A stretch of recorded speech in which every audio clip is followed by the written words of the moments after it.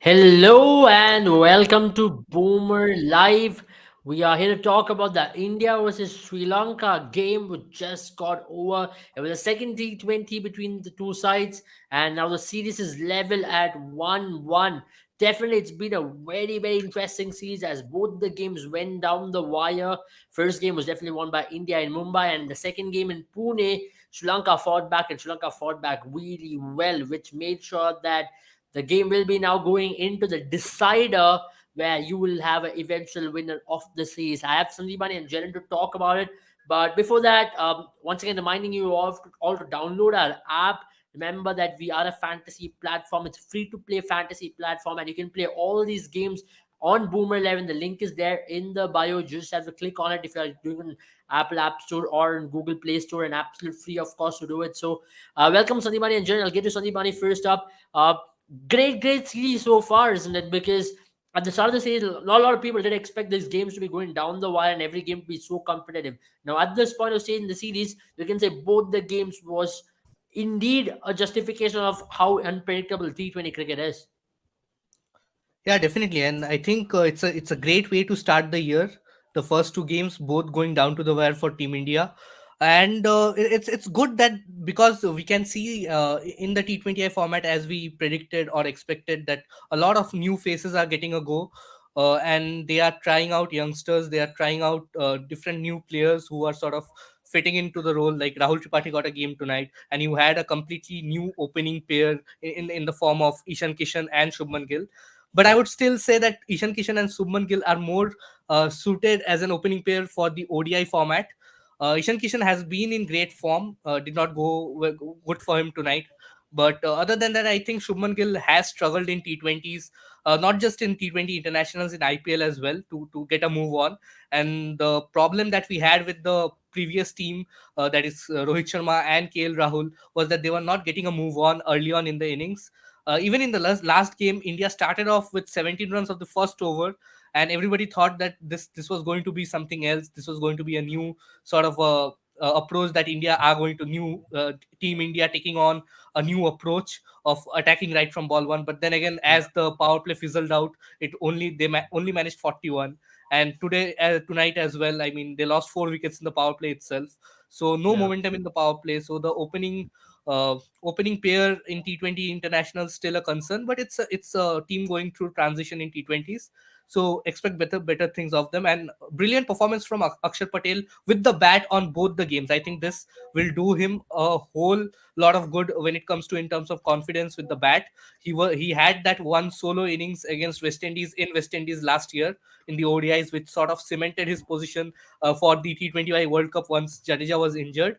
But Mhm. he had a lot to prove in the T20I format for Team India because he had not done anything substantial with the bat. With this series, I think the two games he has done considerably well, and the lower middle order looks in good shape. So moving ahead, I Yeah. think these are some good signs for India when it comes to finding replacement for Jadeja, because you can't find a replacement for Jadeja, but with the injuries that Jadeja has been succumbing to in recent times, one must have a backup for Jadeja and Hardik Pandya. Yeah, that's a very good point which you have made, especially when it comes to Akshar Patel. And we were all pretty worried about how Jadeja's replacement is going to be found. But at this point of stage, at least when it comes to batting, he's definitely put a case for himself there in the T20I batting order. He can actually bat there at number seven. And if you're going to give him a long rope, maybe he can definitely improve as even a better batter. And of course, with bowling and with fielding, something what you get, but definitely you don't get that extra and a complete package is what you get with Jadeja, because Jadeja on the field is an extra bit of an advantage for the fielding side, whichever team he plays for. Jen, coming to you, were you happy with the team? Because we did speak about how the new players are going to get a go. Like so, Umran Malik was very impressive in the first game. Even today, he was very impressive until he went for 20 odd runs in the last over. Shivam Mavi was very impressive in the first game, where he picked up 4 wickets. But then that's international cricket. One day you're on top of the game, next day you can be definitely challenged and you can be proven out or exposed completely. And Shubman Gill in the T20 team, are you a little surprised with that call? Because there is someone like Ruturaj Gaikwad there on the wings, and there is someone like even Prithvi Shaw. We are not sure of what is the reason why Prithvi Shaw is not given that extra bit of longer rope, which he totally deserves. Because with every IPL performance he does, you are like, why is this guy not getting an India call up? So very little surprised, because Shubman Gill looks like a batter who can excel maybe in one day cricket and in test for sure, but definitely there were question marks even in IPL when it comes to his T20 game. But then him getting a T20 cap ahead of a lot of other players, are you slightly surprised? And before that, Armando Broja, we're talking about cricket, not football. Yeah, Abel, I think two people who really surprised me was one Shubman Gill and the other was Shivam Mavi. Because I think they were more auction picks in Gujarat than picks for India at that point in time. That was where I was really surprised. Because I felt Rahul Tripathi, for instance, could be a very good opening pair. I mean, could form a very good opening pair with Ishan Kishan, because he's got that aggressive attacking ability with the bat. I was very happy with the fact that both Sanju Samson and Rahul Tripathi ended up in the top order rather than batting in number 5, number 6. And what Hardik Pandya said at the press conference also impressed me, where he said that we want to give players roles that they're comfortable with, which is the way to go for any team. And we've spoken about it time and time here on the show, where some players are meant to play the roles that they have played all the way through the domestic tournaments, and then made themselves a spot in this Indian team. They've done it through the roles that they've played.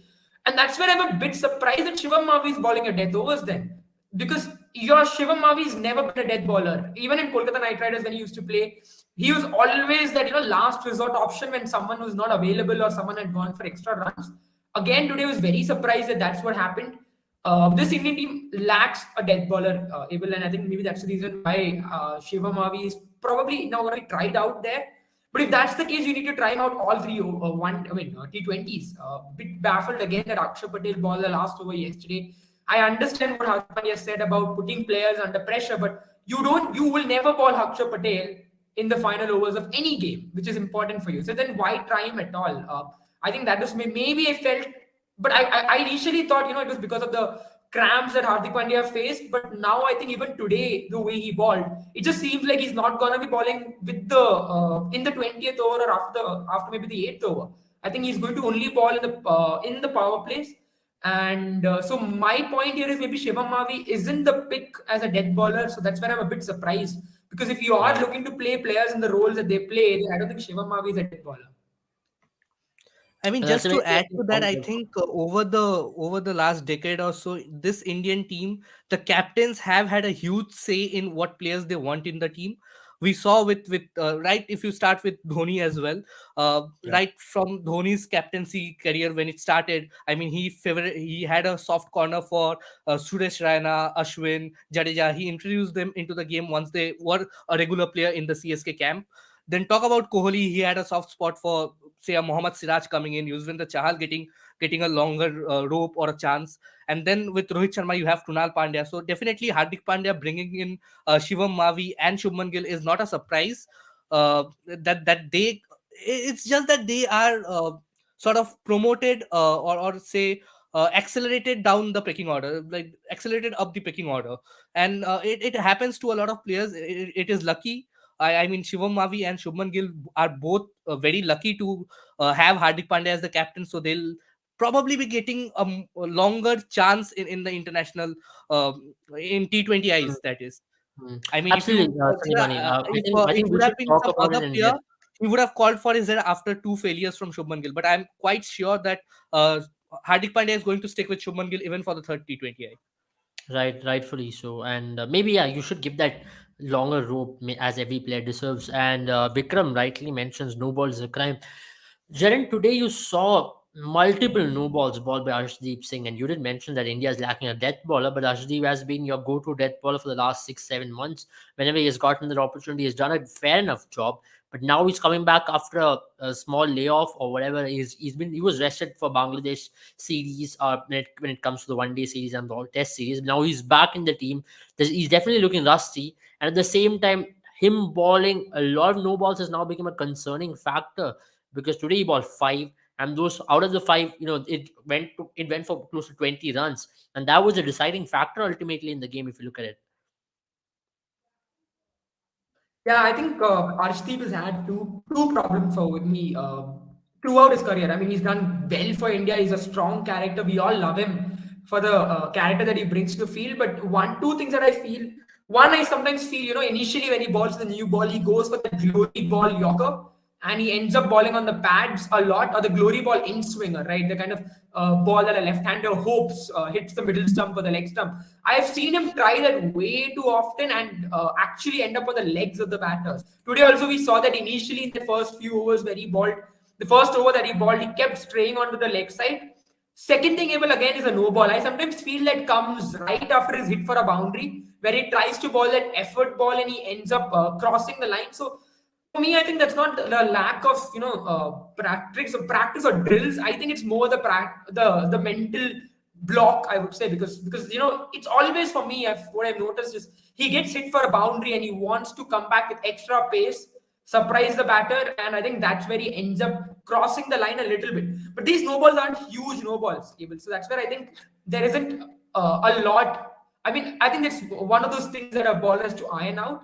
But aside from that, a player, he's come back from an injury. It happens to fast bowlers. We've seen that time and time again. We saw that happen with Bumrah. We saw that happen with Yeah. Shaheen Afridi in the World Cup, for instance, where it took some time for him to get that momentum back. So I'll not really judge Arshdeep on this parameter. Also because you really don't have anyone else. You need to stick with him, and I think that's where the bowling coach for India comes into play. He needs to maybe work with Arshdeep Singh because I feel for me, Abel, this is more of a mental block because it's all only when he gets hit for a boundary or a six where you see him ball that. Yeah, yeah. I mean that makes a lot of that makes a lot of sense as well because with Arshdeep Singh, you know that he's a very tough cookie and he's got the temperament to ball in all phases of the game. Let it be him balling in the power play, middle overs, or towards the death. And these kind of games does happen in T20 format, and you have to put it behind the back and focus on the next game. That's the only possible way in which you can look ahead and actually get yourself ready for the next challenge. And that's the way to go about it as well. I don't think he has done anything wrong in his career so far, and in a game like this, you can't do anything much because you had gone for runs in the first over because you did ball those three no balls. And in the second over, by the time you came, it was a tough situation for sure. And even there, he got a wicket that was again a no ball. So these kind of things do happen, and he just looked a little rusty. I've noticed that one thing with Arshdeep Singh that when he's out of rhythm, he tends to ball a lot of no balls, and that's one thing which you notice with a lot of fast ballers as well. They tend to miss their run up a lot. Maybe that could be a possible factor because Arshdeep in a full flow doesn't ball no balls. Only when Arshdeep is out of rhythm, he balls a lot of no balls, and that could be possibly because of him missing out on his run up. And as we keep saying, a baller's rhythm is all about how he runs into the crease, how he lands properly, and when he tries to. When he's much more comfortable in the crease, you can say that he's in a very good rhythm, and he just didn't look very good when it comes to his landing, and especially that's a very important factor for Arshdeep Singh. That's where he generates a lot of pace as well. Coming to this question, which Shauri has mentioned, because you didn't mention about the favoritism when it comes to certain captains in Indian team. Now, talking about Shivam Mavi, I personally also have a very similar view as to his rush to international cricket way too early because there are other players who have done exceedingly well compared to Shivam Mavi in domestic cricket. And Shivam Mavi to get that nod ahead of a lot of players and to make an international debut. I know he had a fantastic international debut, but he still doesn't look like a finished product because when it comes to him not swinging the ball, he has very minimal movement. When it comes to his height, he has no height. So you don't get a lot out of it. When it comes to his hit the deck ability, he's not going to ball you express pace at 145 Ks. He's balling 130s. He's not even balling. Previously, before his injury, he used to hit 140s. Then certainly come down to 135 to 140. So there's nothing much. And his lengths are very predictable to line up as well. So do you reckon at this point, Shivamavi is rushed in into the international circuit ahead of a lot of other players who deserves it? Yeah, definitely. I mean, there are a lot of players, and if you even consider the pecking order, then he was not. Shivamavi was not even in the picture after the T20I World Cup when India were looking to sort of give more youngsters opportunities to get a go in the T20I format. Shivamavi was still nowhere in the picture. Suddenly, he was traded into the Gujarat Titans setup, and then probably Hardik Pandya saw something in him that we couldn't, that normal people couldn't see, and then he just trusted him, and he was just accelerated up higher up the pecking order, and suddenly given a chance. And I think with the fantastic debut that he had, he shouldn't be bogged down by today's game because It was a high scoring encounter. Sri Lanka scored 206, India scored 190. He just have to go. He just has to go back and I'm just, just regardless of his performance in the first game, right? He had a yeah. great outing, picked up No, 4 wickets, definitely he completely was different rushed. I strategy. mean, he Yeah. was not even in the picture to be selected in the top 15 of this of this side. Suddenly gets a call up to the suddenly gets traded to Gujarat Titans from Kolkata Knight Riders, and his luck suddenly changes. And it's good for him. It's good for him. But I would still say there are other people, other players in that camp that deserves this place more than him. Because when it comes to True. Shivam Mavi, he's not your specialist death bowling option. He's not your specialist opening option as well. If you remember, for KKR, he had that one over against Prithvi Shaw, where Prithvi Shaw smacked him for six boundaries in the first over itself. Because it's just that he is not a bowler like Bhuvneshwar Kumar or Deepak Chahar, who can swing the ball and be a great asset in the opening phase of the game. Nor does he have the pace like Umran Malik to fit in the middle overs, nor does he have the capability of bowling those Yorkers, nailing those Yorkers like Arshdeep Singh or Bumrah to be a finished product in the death overs. So definitely it was a rushed call. But yeah, I think this is the approach that in Team India But is at the taking. They're going same to give time, him the Sandeep, longer I rope. also think if you want to groom him for 2024, it's not a bad idea at all. If No, you're really seeing him definitely. as a new ball That is bowler. what. If you look at the broader picture, if he gets few more games under his belt for the Indian side, has a great IPL, gets becomes a regular member in that top 11 for the Indian team, and leading up to the World Cup.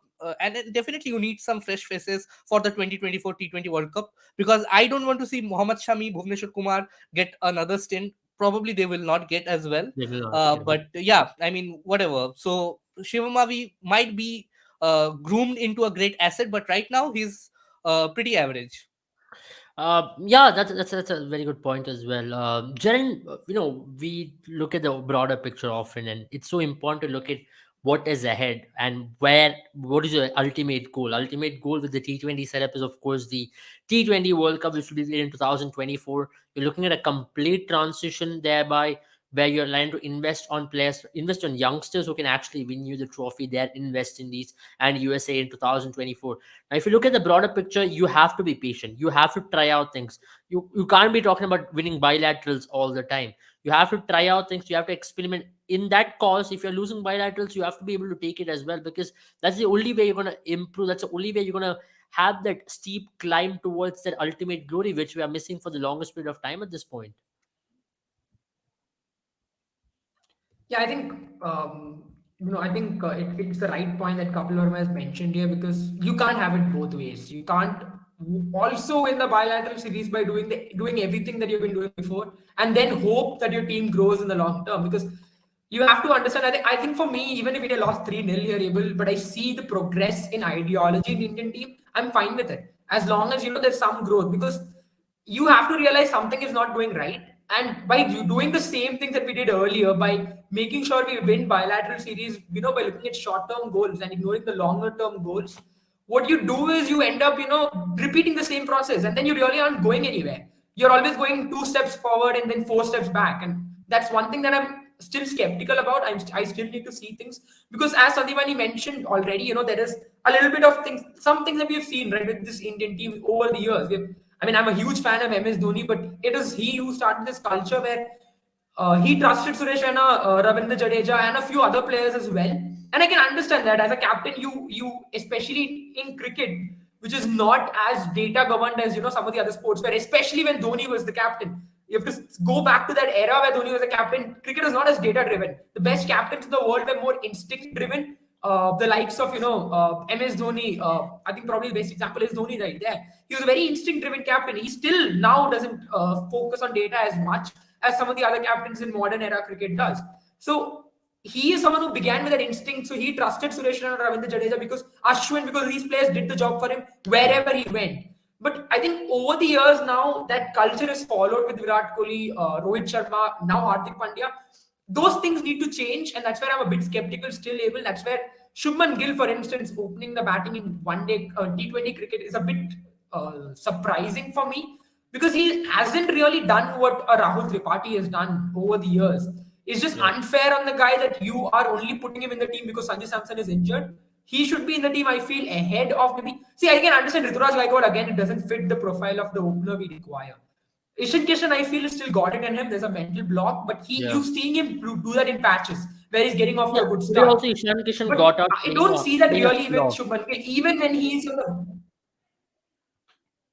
Yeah, but I think that can happen even because that's the way you want him to go, right? I mean, Azal has said that Indian top order is facing the same issues, but I'd rather have them not waste deliveries and stay there for too long. I want them to either get out or stick in there and score some runs. And I think it does happen, right? Because these players are used to playing in a particular manner. When you're changing that inertia is difficult to get over with. But once you keep playing that, I think once you keep playing that level of cricket, the only thing to be very fair, Sanjay, is that they need to convert this into big tournaments because even leading up to the 2022 World Cup, India had the best run rate in the power play. In fact, average run rate, India was doing better than England. But right leading into the tournament, we saw how Indian batters froze. So Yeah. that's something you need to see. Maybe the young players with no baggage will do that for you. But I still feel, Rahul Tripathi is a big shocker for me that he did not start for this team. If you're not But starting Rituraj Gaikwad, I think for me, the next person in line should have been Rahul Tripathi. yeah, yeah, that makes a lot of sense because And Shubman also Gill talking getting the about the call up. intent, I mean, the problem that we had with KL Rahul and Rohit Sharma was the lack of intent in the first 6 overs. Bringing in Shubman Gill does not change the fact that they still lack the intent, because even if you Okay, consider but if you look at Gujarat that, Titans, Sandeep, there is a possibility what they're looking at. That's the only possible explanation I can give you is that if you look at that players from 1 to 7, including Sanju Samson, Nishan Kishan, everybody, if they play the natural game, they all are aggressors. If they want an anchor, maybe as a future replacement for Virat Kohli, someone to actually anchor it in case of a collapse, that's maybe a position what they're looking out for Shubman Gill. But I still think Shubman but Gill I in the would still T20 team is a give mix that and match. I would still give that sort of a anchor, sort of a knock to a number three player, and I think I wouldn't, if I was in the Indian shoes, I wouldn't push Deepak Huda to come in at number 6 and play the finisher's role. I would rather have him at number 3, play the innings that he did in England, in Ireland, when India were touring right before the T20I World Cup. I would rather have him at number 3 in my team than having him at number 6, not giving him to bowl. That is just not the solution for me. And also, I mean, talking about intent as well, just to finish my point out there, I mean, Shubman Gill, even for Gujarat Titans, uh, it was Riddhiman Shaha who used to come in and show the intent in the first 6 overs. Shubman Gill has always characteristically taken some time to get in and then get going. But Yeah. whereas on the other hand, if you consider Rituraj Gaikwad or say Rahul Tripathi, they sort of force themselves into the innings. They come in, they try to play those unorthodox shots, and for Rituraj Gaikwad, he obviously plays some orthodox shots and gets going right from ball one as well. Shuman Gill takes that 2 or 3 overs at the start, and that is something which we cannot afford in T20s anymore. Otherwise, we would rather have KL Rahul open the innings for us. Yeah, yeah, yeah. That makes that is the point which we're trying to make over here as well. The Rudra says we have to slot in Washington Sundar somewhere. We will debate about it and where can he possibly come in.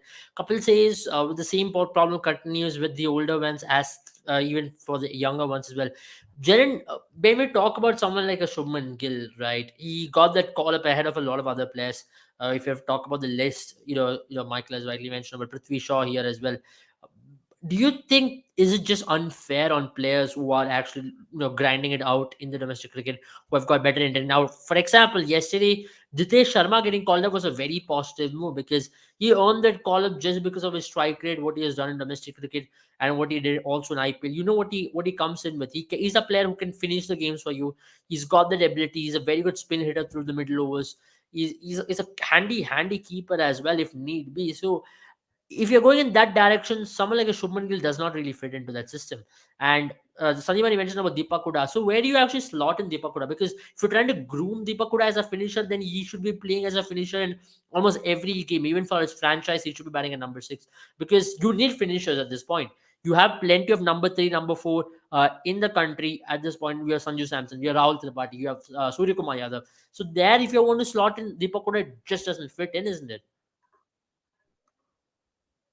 Even I'll be honest with you, I'm a bit skeptical again about this because I just feel like this is Venkatesh Iyer all over again. You tried him as an opener initially, then you felt this was not in your plan. You put him at number 6. You really confused the player, right? And again, I mean, Deepak Hooda has done this before. He's been a number six, number seven batter for Rajasthan Royals. Initially, when it had come on, broken up to the stage in the IPL, he was that player.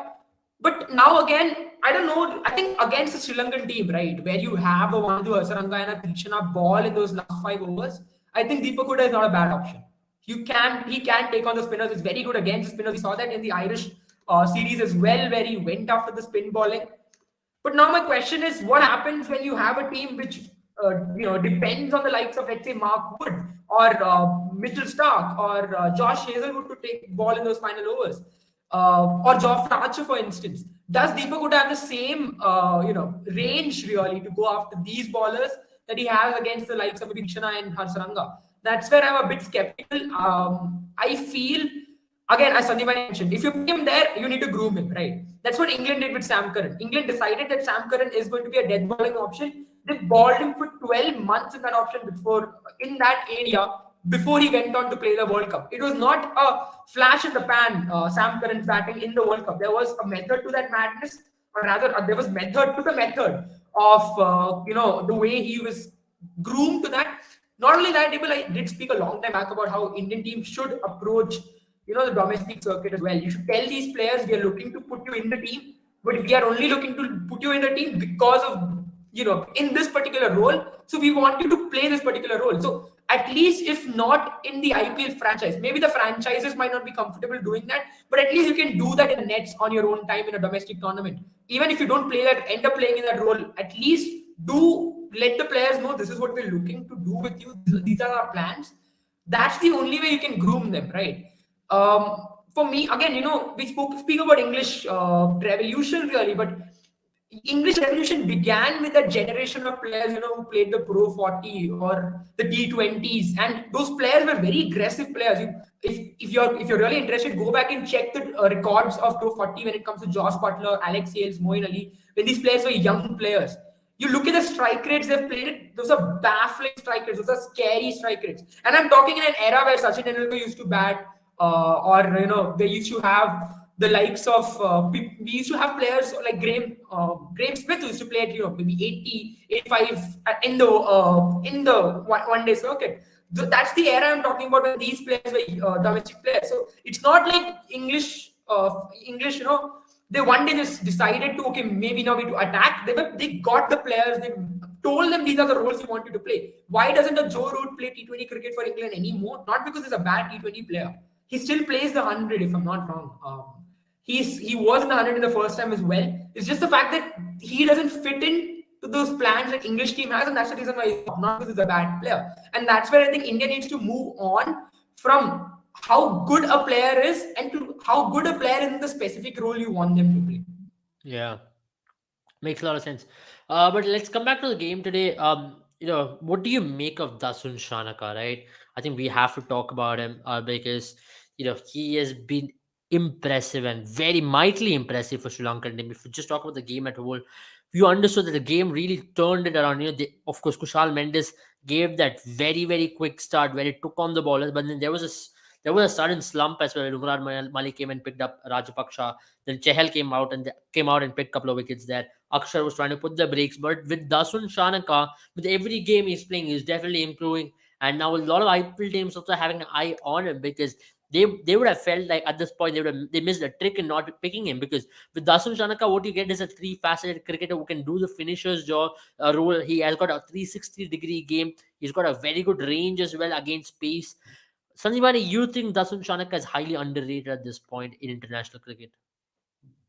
Yeah, definitely he's highly underrated. I was expecting Darshan Shanaka to be picked by one of the franchises in IPL, but as we have seen over the years, in the last year itself, the best spinner in the world was left out, and not picked, because you have only 8 foreign slots for the teams, so that makes only 80 players overall. And so much star power to pick from, you hardly get a chance to sort of spend your money on players like Dashum Sanaka or a Sikandar Raza. So I was very glad that Sikandar Raza got picked in the team. But unfortunately for Dasun Shanaka, he could not make it. But having said that, I think Dasun Shanaka still has a chance, with IPL being far away, not very close by, so you have that opportunity of players getting injured and teams making a last moment inclusion of Dasun Shanaka in the mix. But definitely, I would have been happy if he would have got sold in the first place, because he was coming into that IPL auction with some great form. And I mean, not just Darshan Shanaka, there were some other very surprising players who did not get picked as well. But Darshan Shanaka, especially with the knock that he played against Australia, with 59 needed of the last 3 overs, to have the calmness to lead the side to victory at that moment. He is a world class cricketer. He is a very good replacement for a player like Thishara Pereira in that Sri Lankan mix. He was groomed really nicely, and he has been in the Sri Lankan setup for a long time now. And I think it's very good to see Shanaka consistently performing with the bat for Sri Lanka, and the 2 wickets that he got at the end were real bonus for him. So tonight it was a perfect game for him. But more often than not, you over the years you have seen that Shanaka has not used himself as a bowler more. I think some injury concerns are Mm. in the hindsight as well. Yeah, Taking everything into account, I think just if you talk about batting, I think Darshan Shanaka is a good enough player to be included in any IPL team at number 6 for your side, a foreign absolutely. slot, because he has been in Absolutely. great form with the bat as well. Not He had a tremendous 2022 season. He had major contributions in Sri Lanka winning games across all formats, and I think especially in ODIs and T20Is. And I think he is in the prime form of his career right now, and Absolutely. it was unfortunate to see him go unsold. I mean, you never know. I mean, as Teju also rightly mentions, there is a possibility that Dasun Shanaka could be a replacement for, could come into the Punjab Kings squad as well if I don't need want be. Darshan Shanaka to go into the Punjab Kings setup, because anyway he's not going to get a game from there. Yeah, that's one factor which we can possibly look into at some stage. But talking about that, there was another player who really was very impressive today was Charit Asalanka. He scored 37 runs, but then the way in which he was batting, the way in which he shifted the momentum, because I thought that was the momentum shifter in which he took on Yuzvendra Chahal that over. Uh, Jen, what do you think of Charit Asalanka? Because he's been a cricketer who is, whenever he scores, he looks like a mighty impressive player, but whenever he doesn't, the inconsistency is a factor which really looms around Charith Sri and his career overall development, isn't it? Because at this point for Sri Lankan cricket, they need players to really step up and be even more consistent, because that's the only way in which they can take this team into another level. Because with Asia Cup, you already saw this team can achieve greatness if you put them with anybody in the world. And today also you saw that was an example how this team is good enough. There are some really exciting talents, but then consistency has been a factor which has been looming over them, isn't it? Oh, I think it's been a problem for Sri Lankan cricket for a long time. I mean, Sandipani spoke about Dasan Shanaka and how he's been groomed in the system. I mean, a lot of people, there's a lot of discussion that goes around Sri Lankan cricket, but I feel, it's not like they've done many things wrong. Sri Lankan cricket has suffered in many places where, some of the countries like India, Australia, England, they came up with some great, domestic leagues like the IPL, Big Bash. That development Sri Lanka kind of got left behind because they tried to begin a lot of leagues. It did not work for them. There was a lot of logistics issues. The country's economy also came to picture, and that kind of put their cricket behind and a few steps back, because these leagues have started producing players who can just right away fit into that into the international cricket mentality wise. That's where you see a struggle a little bit, where I feel sometimes it's been difficult for them to really make the transition into the international cricket. Dasun Shanaka is probably one of those players who they have gotten it right, because they tried with Dinesh Chandimal, tried it with Lahiru Tirmane, so many talents who But had Jaren, what it took, don't to you think impress that the lack of everyone this initially. Premier League tournaments in Sri Lanka, suppose the Lanka Premier League did not take off, so as a substitute, they give a longer stint to the players in their national side. I mean, if you talk about Kushal Mendes itself, he had no performances to show for the presence that he had in the team for the last 5 years. Suddenly, 2022 was a turning point for him in his career.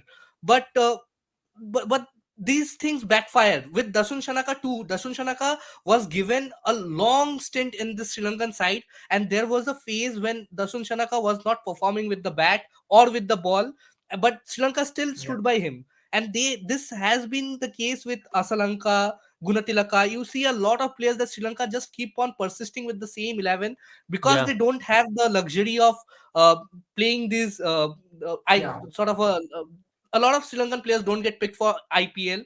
They go on and play in PSL, the Bangladesh Premier League. They don't have a league system at their home. I mean, So if you as a look at that replacement, the lineup, Sri Lankan, which was for the Asia Cup final to this lineup, you don't see a lot of difference. It was almost the same lineup which played the yeah, Asia Cup that's final. been the case for Sri Lanka. If you talk about some of the greats with the bat, you might argue that okay, Kumar Sangakkara at the right point peaked in his career, and he had those major achievements in his career. But when you talk about Mahila Jayawardene, yeah, it is very surprising to see a player having scored 12,000 runs in ODI format, 11,000, 12,000 runs in ODI format, but still at an average of just 30 and staying in the team for 15, 16, 17 years. That wouldn't have been possible if he was in any other team barring Sri Lanka, because they give the young talents opportunities and they keep on nurturing the same players again and again and again until they turn good for you. And often is the case that they don't turn out to be the players that the board was hoping them to be. But that was what was the case with Gunatilaka, or say a Kushal Perera who got injured at the wrong time, could not peak at the right time. And you had players who sort of peaked in at the very last moment. I mean, Kushal Mendes wouldn't have got another opportunity if he did not have a good run in 2022. Yeah, But yeah. it's the cricket board that have been sticking to the same combination for 5-6 years, and there's a lot of controversy with the Sri Lankan cricket board and the association with the lack of funds and everything. But I think this is something commendable that they do with their playing 11. They give them a lot of assurance that they get to play in the team and get opportunities to shine. I mean that's so important, and that's such an Yeah, I underrated think facet as so. well. Yeah. Yeah, go ahead, go Yeah, I ahead. think so. That's where they have started the Lanka Premier League. It went well this time around for them. I think overall some really good stars have come up from them. But this is a start, right? It is the first season. We hope it goes on. It was a success this time around. I think Jaffna Kings, if that's the way to pronounce them, are the ones who won it this time around. So you need to have a league able. I mean, Sandipani, because remember a long time back before the IPL really began and kicked off, you had a system in place, right, where domestic players would come up to the international level. They wouldn't really perform as well. I mean, talk about how many Indian players who do an amazing job right now. Like, let's talk about Parthiv Patel or Dinesh Karthik. All these players, right? I mean, these are the only two players that I can think about as of now who initially came up as domestic See, stars, really, to and support couldn't you, I'll give you a adjust to very good international cricket. example. Suresh So I think Raina and Venugopal Rao played the first game in their international career in the same game against Sri Lanka way back in 2006, I guess. And Suresh Raina got out for a golden duck. Venugopal Rao went on to score some 30 odd runs in that game. And come the IPL, Suresh Raina was a star. Venugopal Rao struggled in Deccan Chargers for 2-3 years and then nowhere to be found. So it's the leagues that have groomed players and made them hmm. superstars. I totally agree with you on that. Yeah, so that's exactly my point, right? And that's where I think Sri Lanka, because they did not have a domestic league, you look at all the teams that are successful today. You look at India, you look at Australia, you look at England, and then put them against the likes of South Africa, Sri Lanka, Bangladesh, Hmm. even maybe Pakistan.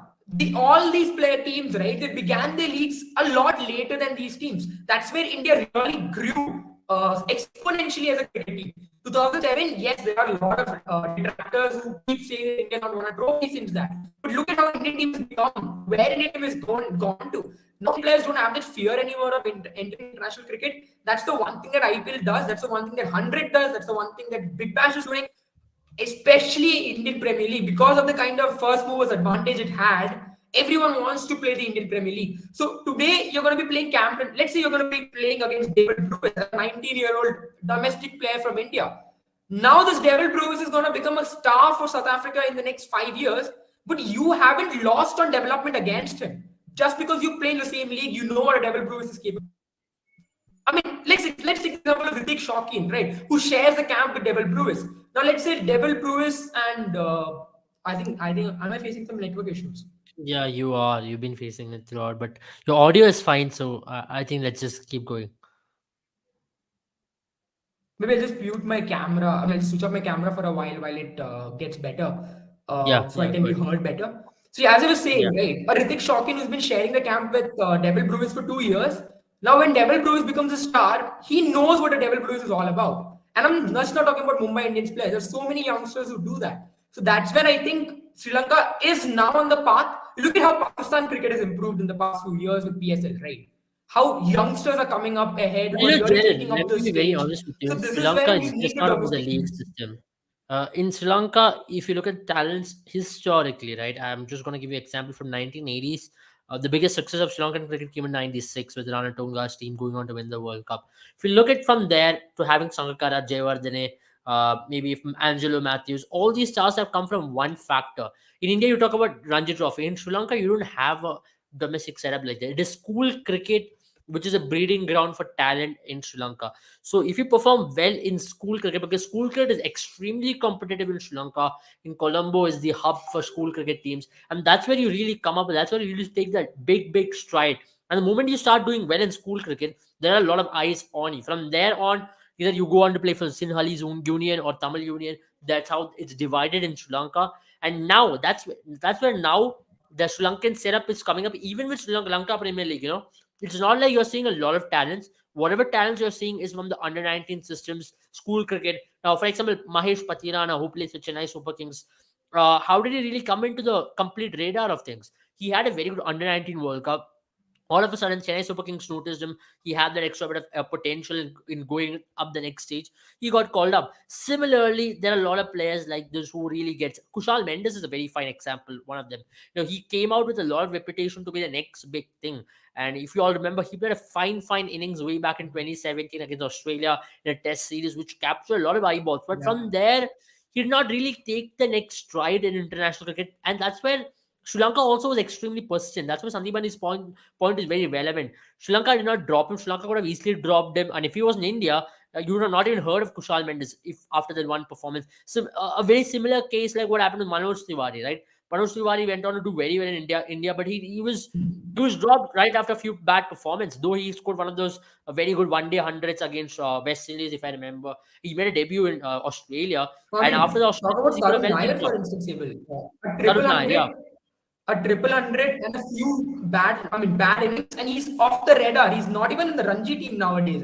As often, you won't see him in those domestic leagues also Yeah. performing there. So you imagine any other team who's dropped a triple centurion. I think he's only there. What, India's third triple centurion or second? Mm. Third. Second, because Sehwag had scored two. I mean, yeah, third triple century and second Yeah. centurion. Yeah. Yeah. Exactly, and So that's what it is. how many triple centuries have been dropped by other countries? India is a country which has a luxury, and that's the reason why Indian cricket is such a big giant in the sport right now. Yeah, absolutely. And that's something which you need to take into account as well. And at the same time, when we talk about players like, for example, Jaydev Unadkat, right? Not a lot of players are fortunate like Jaydev Unadkat to make a comeback at this point of stage in international team and go on to perform as well. Now, if you look, Jaydev And get Unadkat that has been, opportunity. I think Jayadev Unadkat was extremely lucky to get that opportunity to get that call up in the Bangladesh series, because we have yeah, he seen was. a lot of players, a lot of sort of experienced players in their 30s having a great season and not getting the chance to getting called up to the national side. You talk about Mohit Kumar was the what? Mukesh Kumar. No, Mukesh Kumar. I'm talking about the player that played for India in 2014, 2015 Chennai Super Mohit Kings. Sharma. Mohit Sharma had a decent season this time around. Has been having 2-3 decent seasons in the Ranji setup, but did not get a call up. Did not get any opportunities in the IPL as well. Had a base price of 50 lakhs and was yet unsold. So you have these. At one point of time, he was Dhoni's No, I favorite think in someone picked him up. 2014. Yeah. I think Gujarat has picked him up on base price. Yeah, Gujarat Gujarat has picked him picked up him up. on the second go at base price. My point being, at one point of time, who could have expected a player, say, who was so good with Mahendra Singh Dhoni, under like playing under Mahendra Singh Dhoni. Dhoni used to give Mohit Sharma the death overs for Chennai Super Kings in that 2013, 14, 15 season. He had a bad season for Team India in 2015, right after the World Cup, and then he fell out of favors with the selection committee and the team, and then he was suddenly gone. So you can't have a setup like this, a setup that India or Pakistan has, and expect players to just come in and get accustomed to the conditions and take their own time and get going, because people in India, people in Pakistan are very impatient when it comes to cricketers. They know that there is a huge competition. There is a huge competition to get that top 11 spot. So once you get that spot, you have to nail every opportunity that you get. Yeah, yeah, that's a very important point which I made as well. But let's talk about the game, right? Let's break down the game as to where India lost the game as well. And Teju, I'll take your question very shortly because it's something which we want to debate about as well. When you talk about the power play, I personally think that's where the entire game was lost for India. Now, if you look at the power play, there's a stark contrast between Sri Lankan power play and Indian power play. India only managed to score 37 odd runs in the power play by losing 4 wickets, whereas Sri Lanka had a very, very good start in the power play. But if you look on the flip side of things, Sri Lanka kept going with a run rate of 9 even during the middle overs, though India did up their run rate up to 11 and just lost 1 wicket through the middle overs. But then that power play dent which India had really caused a lot of problem. And towards the end, the flourish which Sri Lanka had as well to go for 15 runs per over towards the last 5 overs was phenomenal. Jared, coming to you over here on this similar thoughts, you think India still needs to crack it up top? Because we've been talking, and rightfully so, we have a question as well. How important it is to have openers who can take on in the power play, score those 50, 60 runs, set the momentum of the game. From there on, it's about whoever comes in to carry on, because momentum set up in a T20 game is so important, and not losing important wickets up front as well. I think to be very fair, today I felt India did try. India did attempt to go after the bowling. There was some intent.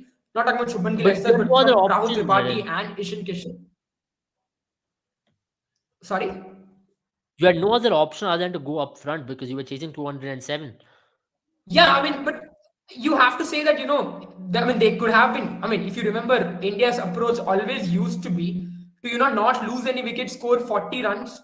So they would have more probably tried to end up at 39 for no loss and then maybe launch from there. But today he felt with Tripathi and Ishan Kishan, there was an attempt at least. Obviously, you have to go, but then you can also argue that you have to go even when you're batting first. In fact, in today's cricket, in T20 cricket, you are even more aggressive in the power play when you're batting first than when you are, to be very honest, when you're batting second, because batting second, you're still a lot more measured. That's the reason why teams prefer chasing. I think to answer Nabil's question, it will take a transition from India, and that's a transition we've been hoping that comes, and that's what we've been arguing again and again that it should come. There has been some flash in the pan. Once in a while, we see India become aggressive, try and attempt that. Today, I felt India tried it, but then again, they lost 2 wickets, they lost 3 wickets, and you can't really come back from that. I think if you lose 3 to 4 wickets in the power play, you usually end up at 39, 40 runs, unless you went after the bowling in the first 2 overs. In the first 2 overs, India were 21 runs, and that's a good start. That's a very good start. Unfortunately, Mm. though, in the process, we lost 2 wickets.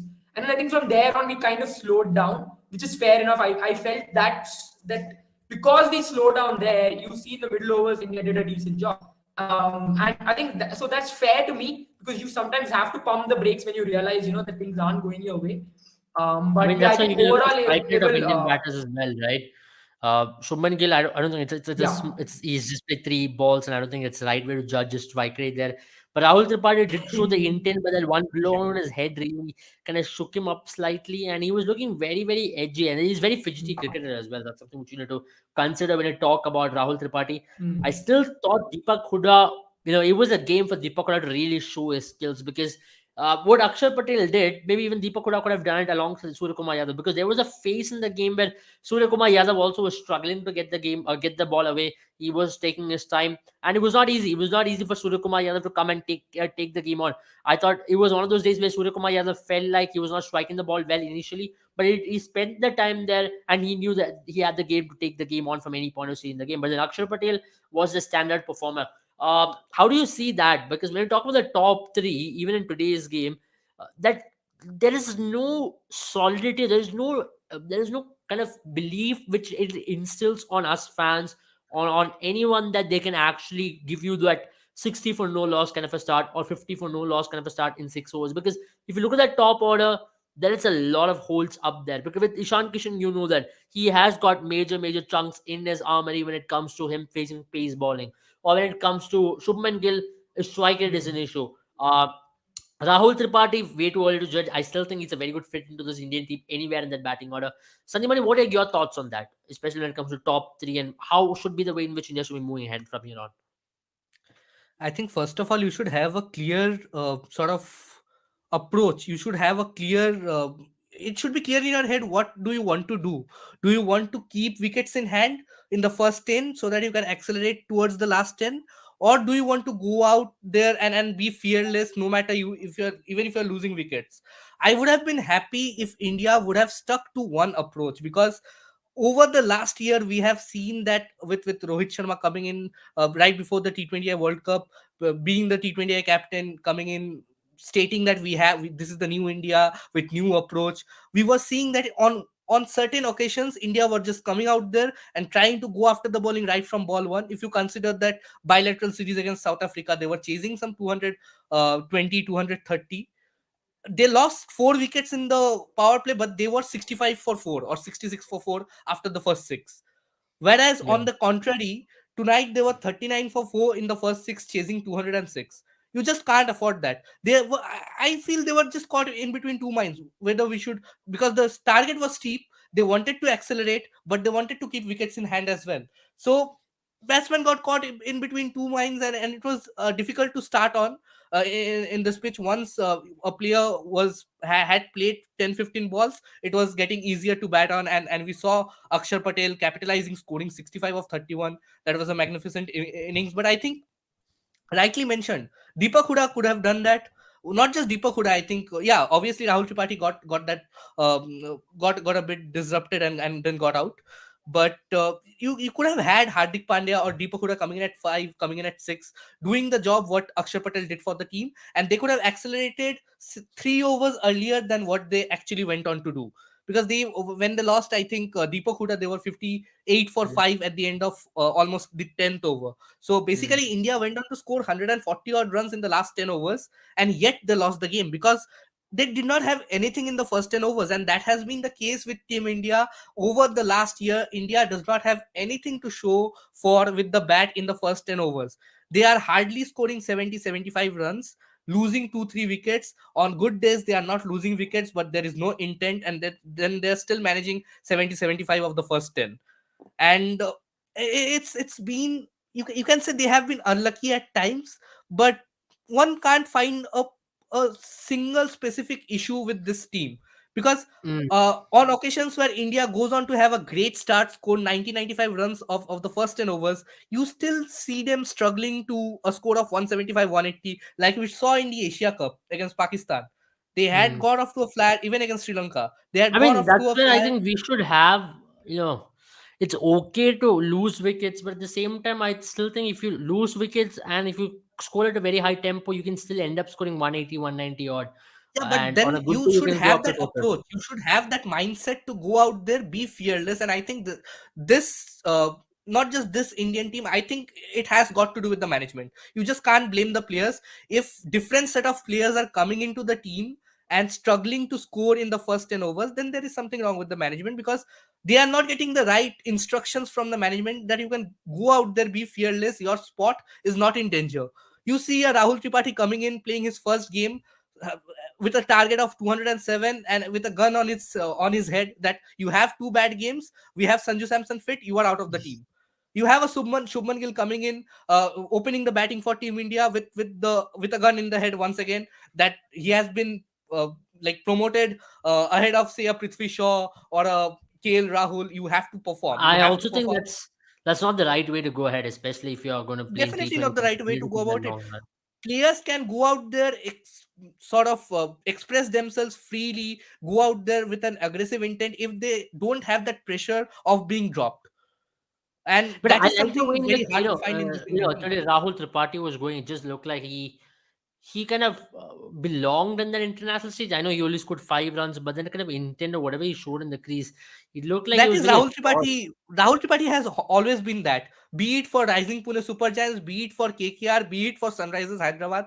Rahul Tripathi is a very fidgety cricketer, like Jenin mentioned. He'll come out there, he'll be very sort of edgy, he'll play those strokes, he'll go after the bowling, play those unorthodox shots. Some days it does not come off. Some days when it comes off, I mean, he'll just go on to score those 70, 75 quick fire runs Yeah, in 30, he 35 can. deliveries. And he scores as a very impressive striker. That's a very important factor which you need to consider. But now let's talk about one factor before we end the live. It's the last topic of discussion for today is Yuzvendra Chahal, right? Last game he had a horror show. Today he was much, much better. If you look at the bowling lineup, we understand that Chahal had a very decent game compared to a lot of other bowlers. Because if you look at that bowling lineup of India, a lot of bowlers went for in excess of 10 runs, and Chahal was one of the silver linings out there alongside Akshar Patel, of course. How do you see Chahal going ahead in 2024? Because when you talk about Sri Lanka there, Kasim Rajata was very, very, very impressive. He was the difference between win or loss today for Sri Lanka. And he was mightily impressive in picking up those 2 wickets up front and also towards the death as well. He won a brilliant, brilliant 19th over where he made sure that India did not. India had plenty to chase in that 20th over, which made Dasun Shanaka ball with a lot of confidence in that 20th over as well. Uh, on the flip side, Chahal, you had Indian pace bowlers, especially Shivam Mavi went for plenty. Arshdeep had a forgettable day rather. Chahal is a point of discussion here. We already had a comment which speak about Washington and Sundar being in the 11. Do you see Washington Sundar making into the 11 as a replacement for Chahal, Jaren, at this point of stage? Because Chahal has not done anything in the last 4 to 5 games, whatever he has gotten to really stamp his authority in the 11. No, not at all. I think that's just going back to what we did with Ashwin and Akshar Patel. It's simple. You need an aggressive spinner. Chahal is that spinner. If you don't think Chahal can do the job for you, then you probably look at someone like I think someone like Kuldeep Yadav. He's the only person I would say like replacement for Chahal at this point in time in India. No one else. Rahul Chahar is again a defensive bowler. Ravi Bishnoi again a defensive bowler. I'm not saying these bowlers are bad players. Just to mind you, I'm saying these are great players, but not the role that Chahal plays. They don't fit in the role that Chahal plays. You put in a Kuldeep Yadav, maybe he can be your go-to. But if you're putting in a Kuldeep, I think maybe Kuldeep Yadav is not a bad way to go because you already have an Akshar Patel who turns the ball away from the batters. And if he's doing the job for you, then maybe you can bring someone like Kuldeep Yadav who brings the ball into the right-handers. And again, then you can work with the matchups as well. So maybe he's not a bad option. He's had a great IPL. He's looking very good because he's now bowling the ball, I think, 5 to 6 kilometers per hour faster than what he used to initially. So that's where I think, and his trajectory's got a lot more, flatter as well. So he's able to ball flat deliveries when required. At the same time, he's still balling those loopy deliveries, still making the ball dip. So if you really want to do that, you probably bring in a Kuldeep Yadav. But for me, Abel, I think that's the kind of mistake we've been making, right? I feel especially with ballers, you need to be a little bit patient. With leg spinners in particular, they're just bound to go for runs, especially the kind of baller Chahal is. Today, again, he bowled well. If you could just pull up the graphs, right, where pacers versus spinners, you'll see that Indian spinners were actually the reason why Sri Lanka ended up at 206. Sri Lanka should have gone way beyond because Indian fast bowling was just not on point today. I know the Sri Lankan pace spinners probably were equivalent. They didn't do well as well, but they only bowled 7 overs. I think the Indian fast bowlers bowled how much? I think they bowled 12 overs if I'm not wrong, put together. I think that's where I think yeah. Here's what. So Indian pacers have given you 3 wickets, going at 12.5 runs per over. On the other hand, if you look at the Sri Lankan spinners, which are probably their worst side of things, they did get a wicket for 10.57. And I mean, fair enough. It was not a good day for them, but they only bowled 7 overs for you. On the other hand, Indian pacers did go on to bowl 12 overs for you. So you see the kind of loss that India's had with the lack of rather with the lack of performance from the Indian pace bowlers. But again, we had a flip situation in the previous match where Indian pacers were the reason why India won that match. So I think not really focusing on that today, but overall Chahal and Akshar Patel did ball in tandem. That's where even in the middle overs, Sri Lanka did suffer a lot more. I mean, in terms of the wickets lost, because they had not lost any wickets, and then in the middle overs, Chahal and Akshar Patel combined to get 4 wickets and kind of break that momentum that Sri Lanka created again, which was again, I mean, Sri Lanka did come back in the later half.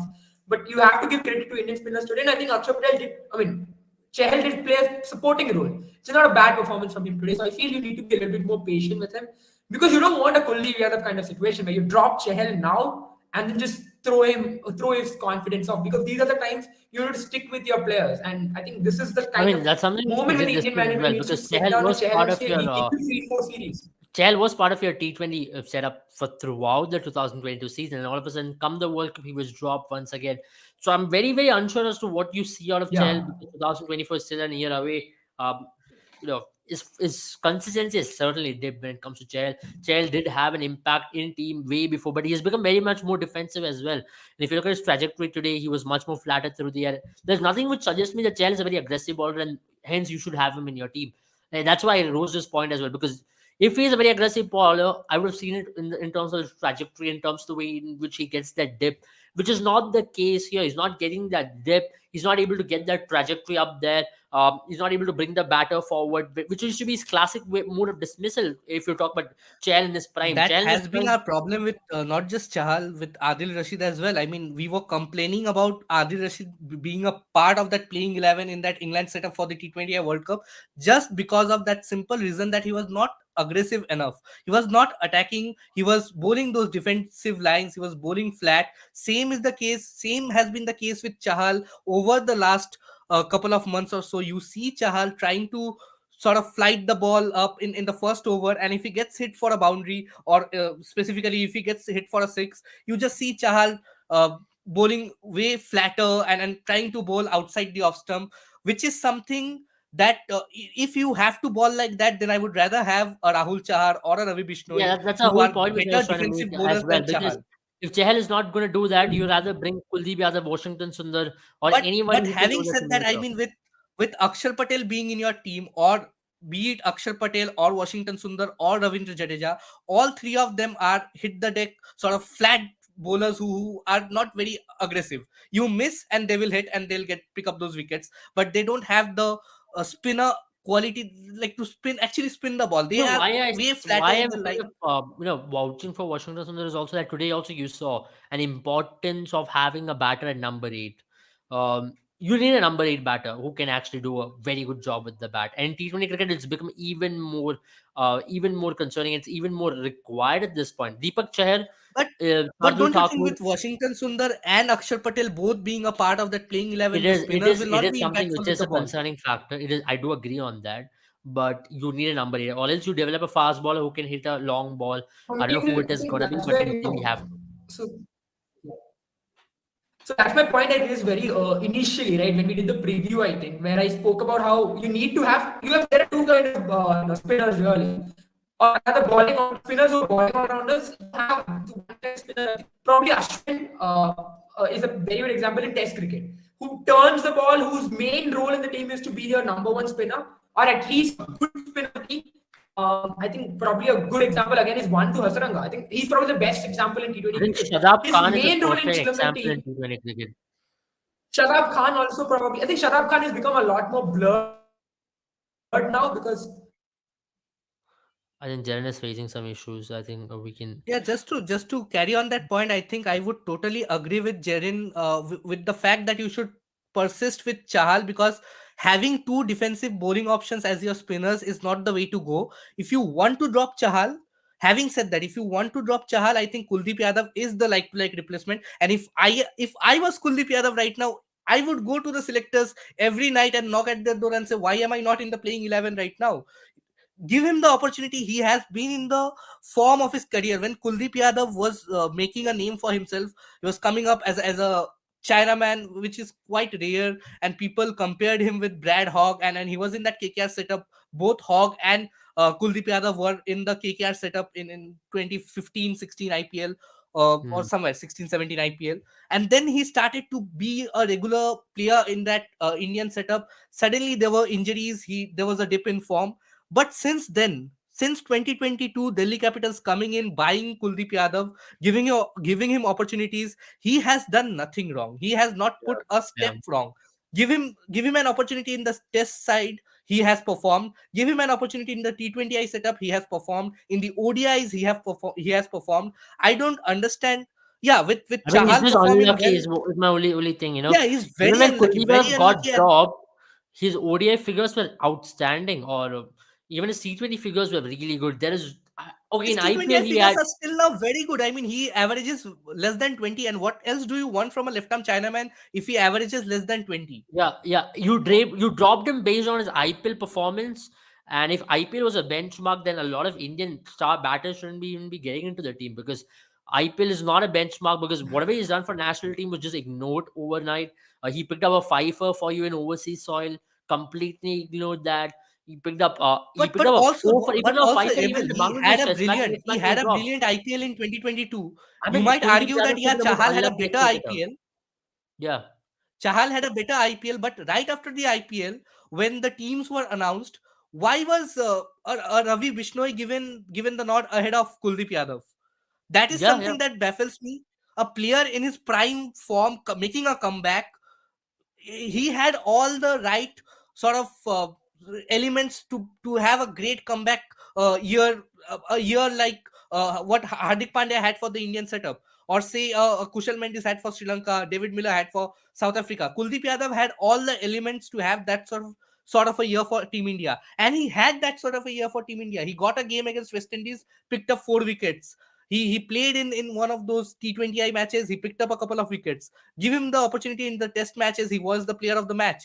And I was very surprised to see that he was the pick of the bowlers, with Ashwin and Akshar Patel being a part of that side in Bangladesh, which is something And to next match he speak of. gets dropped out of nowhere, and that was shocking for me. A player of the match who gets dropped in the next match, I don't think it'll happen if you were a batter or if you were I think any I other would have bowler. rather the dropped way I Akshar see Patel it from my is, team and have had a Kuldeep Yadav, given that he can do the job with the bat in test matches. So I really for did me, not understand Sandeepani what. Abel, talking about the decision, right? Yeah, talking about the decision, I think the only reason why Kuldeep Yadav was in the team, the way I understand is, and this is from the perspective of the management, not how I felt it should be.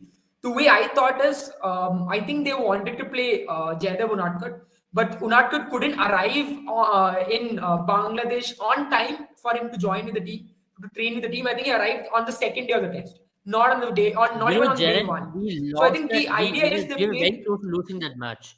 We were very close to losing that match because of that partnership which Liton Das had in that third innings. And there you miss a spinner. You really miss a spinner over there. And it was a ranked turner. There was no reason why you had to play three fast bowlers in Bangladesh. Yeah, absolutely agree with you. But I think that's where I felt, they only played Kuldeep Yadav because they don't have. I felt if they played him because they felt he could have done, he did the job, But Jared, then maybe if you are they playing then didn't if you felt are playing a Jadon could test match deserve the in chance. Bangladesh, it's I think No, according to me it's a no-brainer to go ahead with 3 spinners. No matter whatever track I am playing in, if Bangladesh it had is three Bangladesh, spinners. if it is a test match, I am going in with 3 spinners, because most of the pitches in Bangladesh are ranked Yeah, turners. You have nothing with the ball. If you have yeah. nothing for the pacers, right from day one, you will see the ball not bouncing that much, having steep turns right from day one. So it was completely, the decision baffled me. Okay, you want to play Jade Unat cut? Don't drop your. I haven't heard a player of the match being dropped right after the game, and he's also making a comeback. It's not that Jade Unatkat was the only player coming back to the Indian setup after 12 years. All that story is fine, but Kuldeep Yadav was also making a comeback to this Indian test side. You should. Absolutely, And absolutely. And yeah. if I, it kind of baffles me all the time when Kuldeep Yadav gets dropped out of the team India, because he's given you performance after performance, and I at least hope in the ODI setup he gets that long run because he totally deserves it.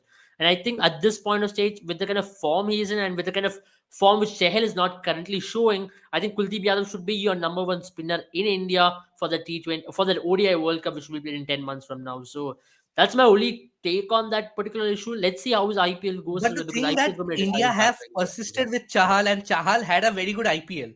It all started going downhill for Chahal right after the IPL, when he was targeted by one of the opposition batters. They went after him, and somehow that played a huge factor in his mind, and he started bowling those defensive lines, because right before the probably the series against right before the Asia Cup, I had not seen Chahal bowling coming in the first over, trying to bowl those flat deliveries and then just bowl the defensive line, because Chahal had a very aggressive mindset when he was a part of the RCB setup, when he was a part of the Rajasthan Royals setup. And that is why you see Chahal bowl very well in tandem with a spinner like Ashwin. He used to bowl very well in tandem with a spinner like Washington Sundar, because you had a spinner from the other end who was cramping up the batsman, who was choking, sort of giving the batsman no room to go after the bowling. And then you had Chahal coming in, the batsman was taking opportunities, taking the risks, and getting out. And this fear in Chahal is something very new and very scaring for the Indian team, because I would still go ahead with Chahal. Having said that, I mean, Kuldeep Yadav deserves a place in that team. I don't know how, managed Yeah. three spinners, but Yeah, Kuldeep I Yadav still deserves a think place in that Kuldiwala team. deserves a chance in the team in all three formats, not just one format. I think he is your multi-format bowler, and it's high time that you give him that nod. And I really hope, I really wish him that he gets. This is the year of breakthrough for him, and he really helps India to get that ICC trophy as well with his bowling exploits. Having said that, thank you all for watching us, because that's the end of today's discussion. We've had an in-depth dive into today's game, and then also India's white ball setup and what is happening with the players, what are the form of the players, and how should India be moving ahead in terms of their approach in this white ball format, especially the T20 format. And also we are going to be back for the decider in a couple of days time. We will talk about that game and actually have a complete review of the series and how the one day series is going to also pan up. Like, that's it from us for today. Do remember to check out our app once again. The link is in the bio, and you can play all these matches on Boomer 11 app for absolute free of cost. And also you can predict the results, you can predict certain events in the game for absolute free of cost, and also win prizes there. So do not forget to try out our app. The link is there in the bio once again. And have a good night, all of you. Thank you, gentlemen, for joining, and see you all very soon once again. Bye bye. Good night, guys. Bye bye, guys.